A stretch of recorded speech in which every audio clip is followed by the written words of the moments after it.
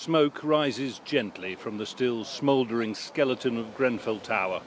The bodies that lie inside, the police have warned, may remain undiscovered for weeks as engineers work to shore up unsafe parts of the structure. Some may never be identified. Outside, anger is simmering too. A poor community in the heart of the country's richest residential district wants answers. Understandably, the residents are very angry and concerned and have genuine questions that demand answers. And so, whereas someone needs to be held accountable. Where of course we deaths could have been prevented. Where of course we welcome the call from the Prime Minister to have an independent public inquiry, we need answers now. London's mayor said he'd push for preliminary findings to be released early in the public inquiry ordered by the Prime Minister. But for those involved, government action comes too late. It was an inferno, a tower inferno. It was just spreading.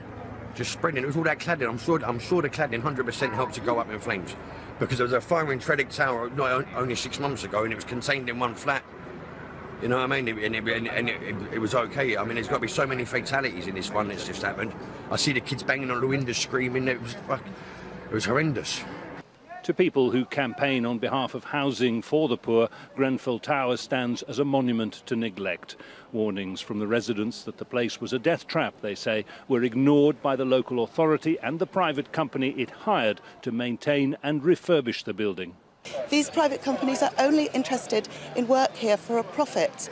So that whole system needs to be looked at again. Human lives are more valuable than money.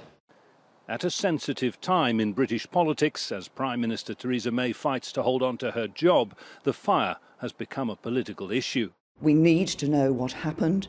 We need to have an explanation of this. We owe that to the families, to the people who have lost loved ones, friends, and the homes in which they lived.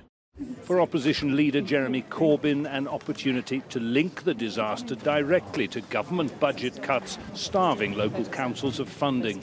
The resources have to be found, because you cannot allow people to live in a dangerous state. And that is a worry, obviously, but the resources have to be found. Out of disaster, some faint light in the overwhelming community response. Food, water, clothing and household provisions poured in spontaneously and almost immediately. Volunteers are struggling to cope, to distribute it all efficiently.